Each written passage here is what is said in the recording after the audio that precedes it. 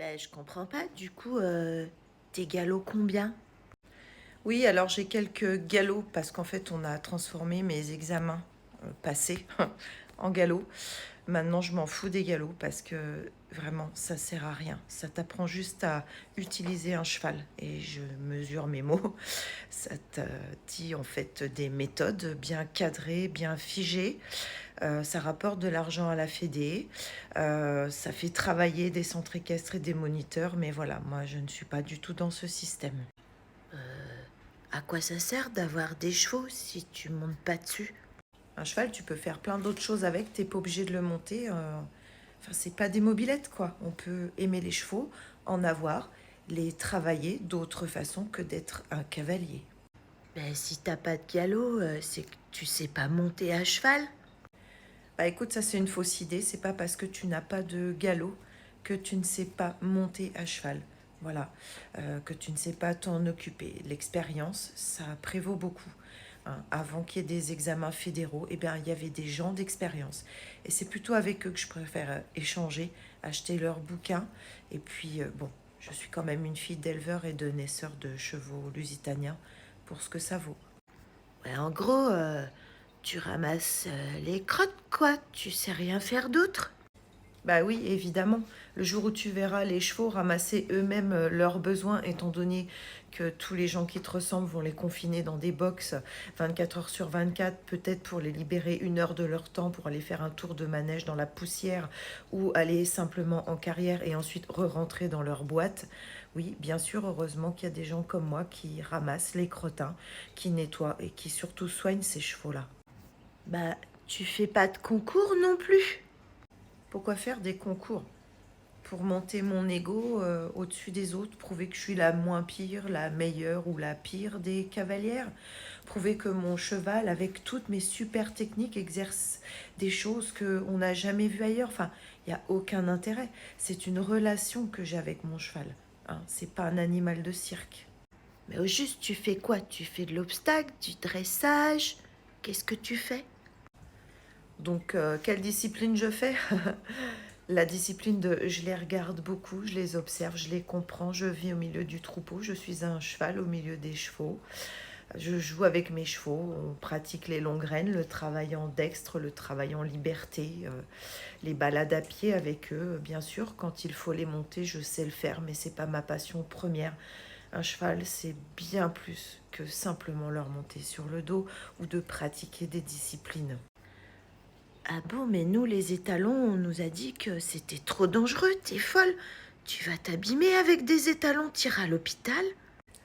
Non, les étalons ne sont pas dangereux, c'est juste le niveau des cavaliers qui devient dangereux. Hein. Voilà, à mon humble avis. Si les gens les castrent, c'est bien pour que les chevaux rentrent dans des cases. Voilà, c'est juste pour que vous ayez des chevaux beaucoup plus simples par rapport à vos niveaux qui laissent franchement à désirer et à votre éducation équestre actuelle qui ne tient pas compte de la nature même des chevaux, des vrais chevaux. Hein. Est-ce qu'on opère les juments? Non. Pourquoi je castrerais mes chevaux alors que ça se passe très très bien? N'importe quoi, les chevaux, ça joue pas au ballon. D'abord, ça joue pas un cheval. C'est fait pour qu'on lui monte dessus et puis il roule, quoi. Oui, les chevaux jouent. Déjà, ils jouent entre eux. Ils miment des joutes, ils se coursent, voilà, ils jouent entre eux. Parce que oui, j'ai oublié de te dire aussi, un cheval, ça vit pas tout seul dans un box ou dans des box séparés comme des gens en prison en fait. Hein. Un cheval, ça vit dans un troupeau, ça vit avec des congénères, ça a besoin de relations sociales. Et ça joue avec nous aussi, parce que dès l'instant où tu fais autre chose que juste leur monter sur le dos, eh ben, tu verras tous les échanges que tu peux avoir avec eux. C'est juste génial. Ah ouais, moi j'aimerais trop avoir un poulain et puis que je le monte dès qu'il a 2 ans et qu'on puisse sortir faire plein de concours. Bon, je vois que t'es encore pas au courant de tout ça. Hein. Le squelette d'un cheval, ça se finit pas avant 6 ans, hein, voire 8 des fois. Donc si tu veux déjà sortir un cheval en concours à 2 ans, ben, bon courage à toi, c'est ni plus ni moins que de la maltraitance sur son futur. Parce que toi, t'auras peut-être pas de problème avec ce cheval. Mais comme beaucoup de gens dans ton genre, hein, le cheval de ta vie, on sait ce que c'est. Dès que t'auras pas les résultats escomptés, quand il fera plus ce que tu veux, quand on aura marre parce que t'auras découvert une autre race hein, qui t'intéressera mieux, qui mettra mieux ton ego en valeur, t'hésiteras pas à le revendre, ce cheval de ta vie. Et après, c'est des gens comme moi qui les récupèrent, tu vois. Voilà. Des chevaux usés, des chevaux abîmés par les autres, mais qui ont autant de mérite et autant de cœur.